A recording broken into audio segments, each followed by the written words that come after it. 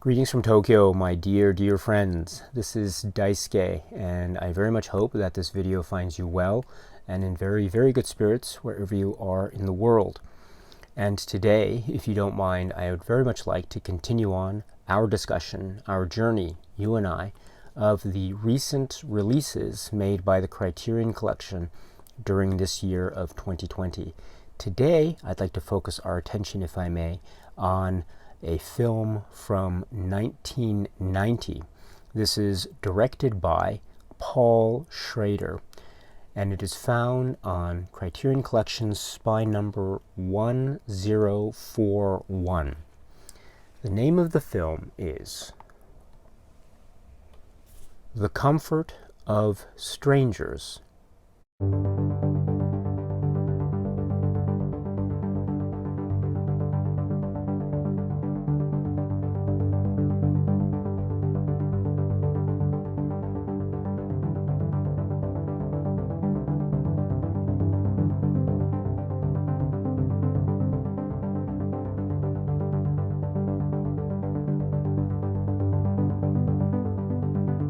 Released in 1990, directed by Paul Schrader, with a screenplay by Harold Pinter, which is itself based off of a novel by Ian McEwan, and the cinematographer is Dante Spinotti, music by Angelo Badalamenti, and producer Angelo Rizzoli Jr., and starring Christopher Walken, Natasha Richardson, Rupert Everett, and Helen Mirren as the four main characters of this elliptical and poetic and dreamlike or nightmare-like film that is a perplexing puzzle and also a film that has many hats, which I think is one of the reasons why it is so appealing. It can be described as a thriller. It can be described as a moody, atmospheric mystery piece. It can be described as being a human drama, maybe an almost erotic thriller. It could be described also as a horror film. And it can be described as a love story tragedy and a story about storytelling and the art of storytelling and the power and seduction of fiction and words. And I think all of these descriptions are apt, but they are, I think, when taken together, I think lead to a further understanding and appreciation of what this film is, at least from my point of view. The Comfort of Strangers, therefore, is, I want to suggest, a really nuanced and multi-dimensional, dynamic work from the filmmaker's concern, which I think makes for very compelling viewing indeed. We're talking essentially about the story of a young British couple, the Natasha Richardson and Rupert Everett characters, and their trip to Venice, Italy, and the encounter that they have with an older couple there, played by Christopher Walken and Helen Mirren. And we see how this encounter between these couples plays out in the various ways that the film portrays. Along the way, of course, we are allowed a glimpse into the dynamic between the young couple, the relationship between them, and we see that their relationship and the, let's say, challenges and the particular aspects of their relationship as they are played out, again, both elliptically and directly. We find that this is one of the most important components of the film. But we also see that the film, therefore, is talking about human relationships and the intimacy that is derived from those relationships, but also the mystery and the idea of the unknown with human relationships. how much do we really know about other people? I think that's one of the key components of this. And what those questions and those answers provide to us, and the implications of those answers, I think, is what is at the heart of this film. Because we have characters that are essentially dealing with other characters that we think we might know about, but perhaps we don't even know about them at all. We hear about what they say, but maybe what they're saying is or is not necessarily a reflection of their primary motives. It could be, but it might not be at the same time. And so what this means is this is played out, I think, very effectively in the dynamic of the relationships between the two couples, respectively. And so we see what is it do we actually know? And this kind of existential dilemma can also be transplanted onto the analysis or interpretation of the relationship between the young British couple, the Natasha Richardson and Rupert Everett characters. This can be this can also be overlaid onto an analysis of that, because we also see the struggles and the give and take, if you will, of trying to understand the other and to appreciate the other, even in an intimate setting like a romantic relationship or an intimate relationship. And thus what this becomes is, it becomes, who do we really know and how much do we really know about them? And this, I think, becomes a central thesis, if you will, of this work, and it really drives the point home in many different variations. And so we see it played out, as I say, in the context of these couples, both their interactions vis-a-vis each other and also within each other. And this, I think, lies at the heart of this. Now, we also see the importance of language, or the potential obscurity, if you will, or the obliqueness of language. And I think this is also playing in quite directly to the idea of what do we know, what do we really know about other people. And because language is one of the ways of modes of communication between one person and another. And so words become, of course, a fundamental aspect of this. So how much of this can we believe? What is it about the nature of language? What is it about the art of storytelling as it's played out here, especially here? I mean, we think, for example, about the Christopher Walken character, Robert. This becomes very key, but we also step back and we think about the idea of stories and backgrounds and the things we say to other people and the things that other people say to us. What is it that is really true? What is it that's not true? What is it about these stories that makes us want to believe them? And what is it about them that makes them part of our own character makeup? And so much more. And so the idea of communication in words and language and storytelling is also at the heart of this very mysterious film. Of course, we have the setting, the backdrop being Venice, also so expertly and artistically applied, if you will, because it lends itself so lovingly as being this beautiful place, of course, one of the most beautiful places in the world. And yet it also has many mysteries, many corners, many turns that are unknown. And the further we go into the labyrinth, the more lost we become, potentially. And so we need rescuing. And this is all part of the allure, the milieu, if you will, of what is in store for us when we watch the film The Comfort of Strangers.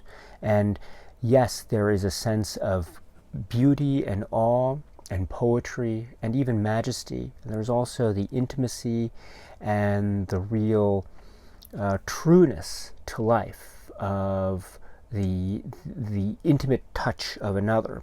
And there's also the sense of the sinister and the dread and the menace and the atmosphere that creeps forward, not quite knowing what's going on, thinking that perhaps there might be something there. Maybe our intuitions are being distracted, or maybe they're being fed upon. Who knows? We don't quite know until we get what we think might be answers as the film reaches its inexorable conclusion. And so there is so much to be said for the the breathtaking beauty of the work, and also the quiet intimacy of the work, and also the potential feeling of unease and even dread and menace that permeates here and there and everywhere. This is a very, I think, memorable and memorable work with a lot of impact from the great filmmaker Paul Schrader, and some really great performances as well. And Helen Mirren and Rupert Everett and Natasha Richardson and Christopher Walken give some magnificent performances. The dialogue is sharp. There are some real great dialogue scenes. For example, if anyone is a fan of Christopher Walken, there are some really, I would consider to be quite iconic little dialogue moments from Christopher Walken's character in particular in this film. And some of my most favorite Christopher Walken moments occur in this film, and so it's wonderful to see this film, The Comfort of Strangers, in the Criterion Collection like this. So once again, this is the 1990 film, The Comfort of Strangers. Now let's talk about the Criterion Collection presentation here, which is, according to the materials, purported to be based off of a new 4K digital transfer, which was supervised by the cinematographer Dante Spinotti and then approved by director Paul Schrader. And I must say that the imagery is very important here, and the lighting and the color scheme and the palette and the look, I think, is very important here. So for anyone who is a fan of this film and the look and Dante Spinotti's work, which is absolutely marvelous here, I think you're going to find that there's a lot to get from this release from Criterion. But that's not all, because we also get a number of supplements included with this release from Criterion. The first is a 17-minute, approximately, interview, one-on-one, with director Paul Schrader. And this was done very recently by the Criterion Collection. This is called The Beauty of Horror.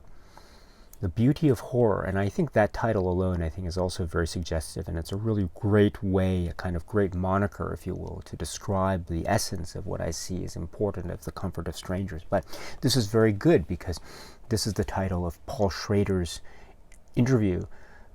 Incredibly insightful, and Paul Schrader is deeply intelligent, and it's very clear. He's always that way, but it's very clear in this interview.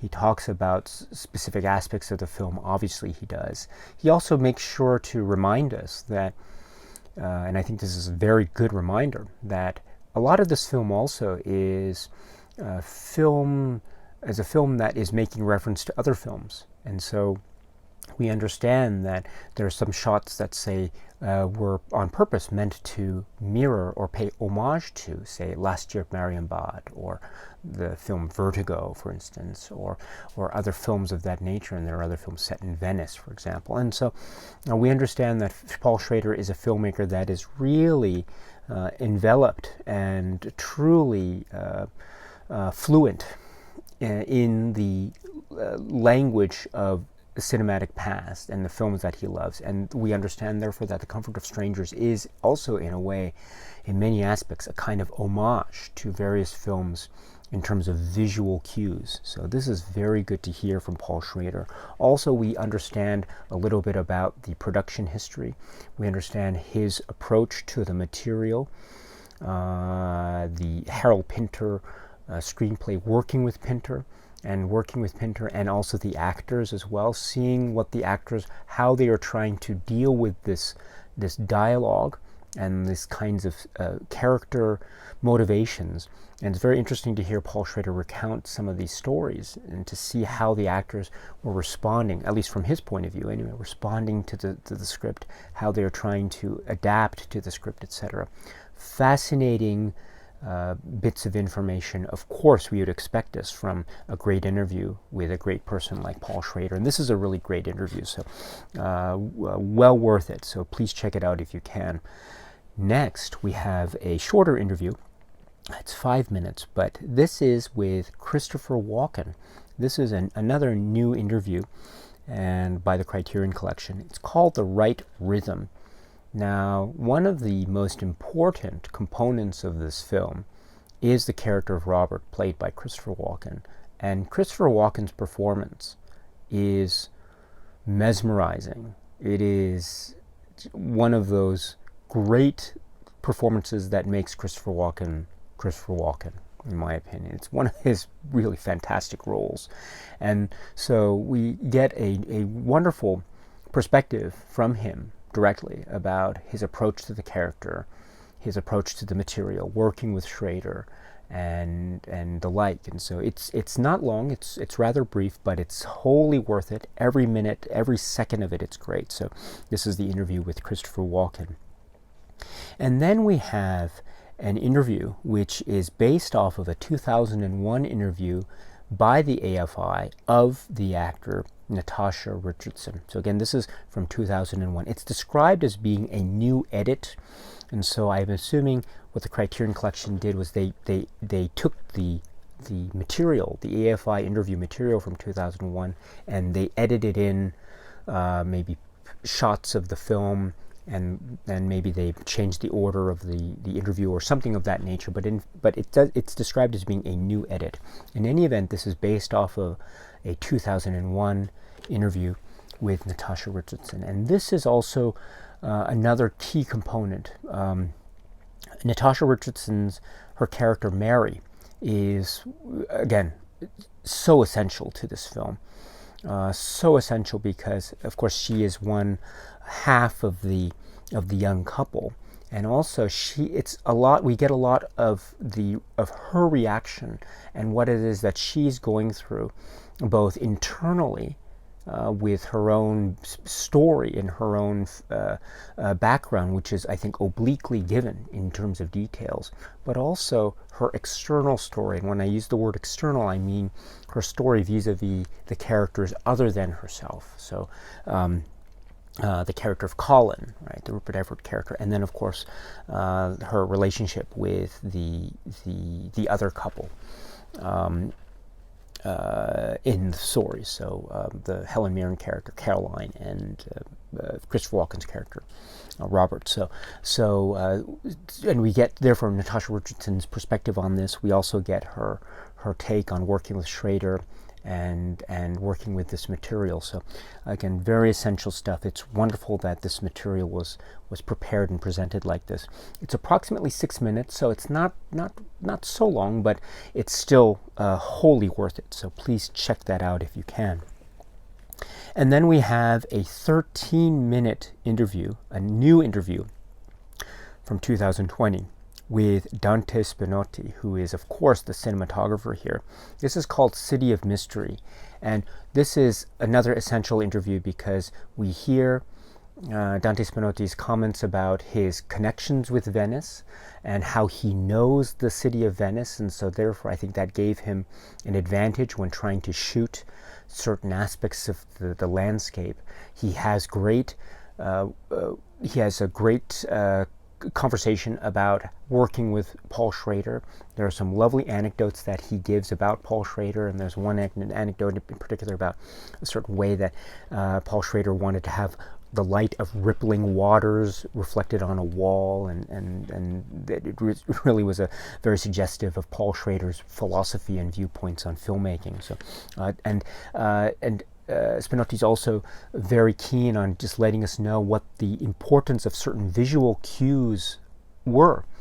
And again, references made to past classic films, but also the visual cues in essentially trying to infuse the film with a visual style that mirrors the emotional turmoil and emotional landscape that is being felt by the characters in a given moment of the film. So this is another essential interview, wonderful to have, approximately 13 minutes, called City of Mystery. And then continuing on, we have another new interview from 2020, again conducted by the Criterion Collection, this time with editor Bill Pankow, approximately 14 minutes. And this is really great because he gives, again, great perspectives on the art of editing, but also specifically about how he was given certain materials of certain shots. Sometimes they were maybe close-ups, but oftentimes they weren't. And you'd be surprised, or he gives us reasons why he thought that certain long shots versus certain short close-up shots, as were employed by certain editing choices, were really helping to fuel and further deepen the sort of thematic thrust, if you will, of what Paul Schrader was going for. And so I find this conversation to be really effective, not only in the idea of the background, but also how the background shots, foreground shots, the choice of how to frame the characters, and also the editing, and then certain jarring shots in between, or certain ways that juxtapositions are made. This is all indicated in this discussion, and so I'm very happy that it's here. It's very illuminative and very informative. So this is approximately 14 minutes. And lastly, in terms of the supplements on the disc, we have an episode of the South Bank Show, from November 22nd, 1981. And this is approximately 26 minutes. And this is a conversation with author Ian McEwan. And this is great because this is Ian McEwan talking essentially about his approach to characterizations and characters. Part of the conversation is actually about the teleplay called The Intimidation Game, and then another part of it is about the work, The Comfort of Strangers. So it's not entirely about The Comfort of Strangers, so I just keep that in mind. Also, the certain key plot points of the story, The Comfort of Strangers, are actually revealed in the course of this conversation, this interview. So that's an interesting one. This is with Melvin Bragg, by the way. And so just keep that in mind as well. But I'm assuming that you'll be watching this South Bank Show supplement, if you are going to watch it, after you've seen the film. So you'll already have known what happens in the story. But in any event, it's totally worth it because we get the perspective, and we get to hear from Ian McEwan himself, and it's also makes us want to watch The Intimidation Game, the teleplay, and so it's really great to get that perspective. So this is once again the South Bank Show from November 22nd, 1981, approximately 26 minutes. And then so this brings me to the essay and the insert itself. So before we go, let's just look at the packaging itself, and we have this wonderful artwork design, which is really nice to have.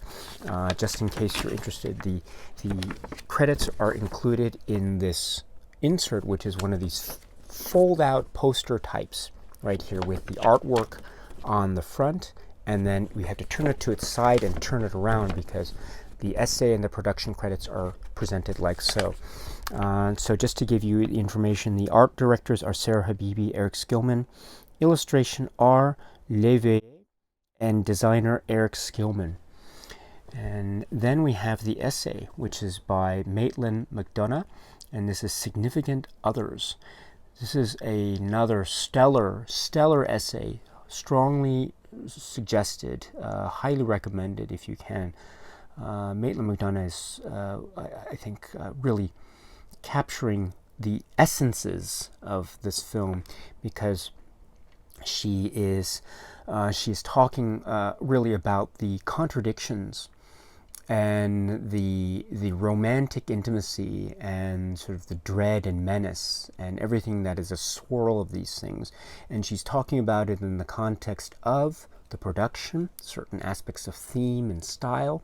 She's even bringing in various genres of film and the like, and so both drama films and horror films and the like, and there's even reference to giallo. She makes reference to giallo in Venice, of all films, which I think is a very apropos reference to make, and so well done. This is a great essay, Significant Others by Maitland McDonagh. So this is the essence of the Criterion release And as I say, it's one of these inserts that isn't a robust stapled booklet, and I'll get to that in a second. But I should point out that there have been other releases of this film, The Comfort of Strangers, before, and one of those is what I have here, which is the earlier BFI Region 2 or Zone 2 or Blu-ray DVD dual format release of this film. So it is zone or region locked, Blu-ray and DVD included here. And the supplements are different. So I think the Criterion release, in terms of its presentation, its visual look, and the supplements that are included, I think are absolutely worth it. They are really great. However, that being said, we should note that, for example, this earlier BFI release has what the Criterion Collection doesn't have, which is an audio commentary track by Paul Schrader himself. It also has what the Criterion Collection does not have. It has other optional audio tracks that include, one of which includes a sort of lecture given by Paul Schrader, an audio one, and then another optional track includes an interview, an audio one, with Paul Schrader. And then to round out the supplements, there's a group of supplements addressing sort of archival aspects of Venice itself, and so that's to help provide illumination as to the atmosphere of the city itself. So there's all this going on. Now, this brings me also to the booklet. Now, the BFI booklet, which is right here, it's a robust booklet with its staple, and it has a number of essays and a number of color stills, photographs, wonderfully put together.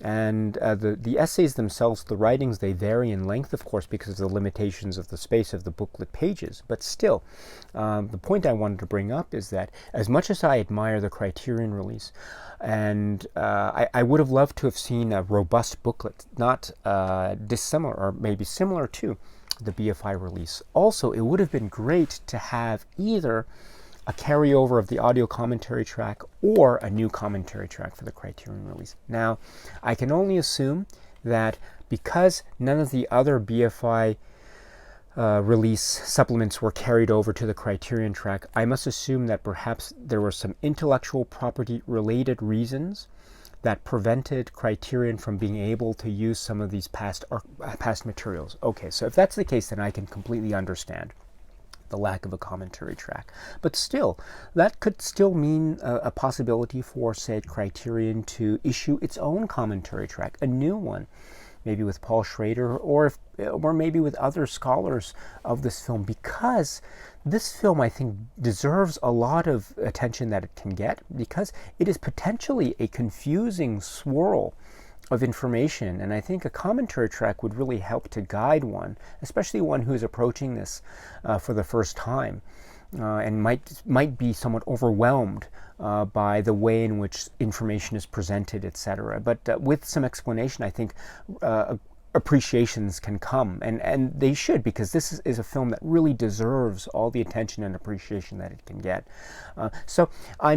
And of course, this brings me to the issue of the relative lack of commentary tracks, new ones, that's for sure, of recent Criterion releases. We've seen sometimes Criterion take already existing commentary tracks, but that's not always the case. For instance, here we don't see that happening with a previously existing commentary track, which is a shame. But also we don't necessarily see Criterion issuing its own new commentary tracks recently. And so this is, again, continuing a kind of trend.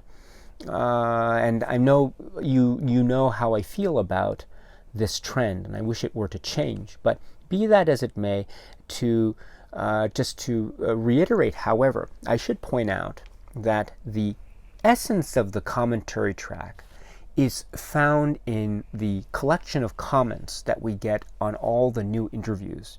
And so therefore the new interviews are essential, and they are so valuable. And so you can kind of get a sense of what you would get in the commentary track by listening to all the interviews. That's one way of looking at it, and I believe that that's the case because I've listened to both. However, there is something to be said about the detail that the commentary track goes into that these interviews are unable to. And so that's something to consider with that. But to go back to the interviews, I should say also in reverse, the BFI release does not include these new interviews with, say, Dante Spinotti and Christopher Walken. And so this is the strength of the Criterion release. And again, to get these perspectives, I think is quite valuable. And the like. We don't get all the perspectives, of course, but we get most of them. And so I think this is a really good place to go for anyone who's interested in exploring this film.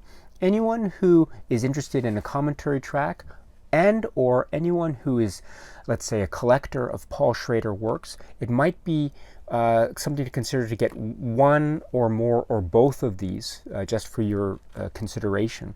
But just keep that in mind when you're considering which one to get.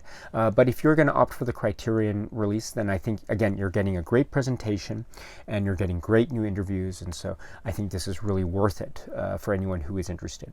But just keep that in mind in case you are just curious about what other options might be available. But in that case, my friends, this is The Comfort of Strangers. And so thank you very much. And please let me know what you think of the film, if you've seen it, in the comment section below. As always, I'd love to hear what it is you have to say. Okay, my friends, so that's it for now. And so until we meet again, please be happy and healthy and well.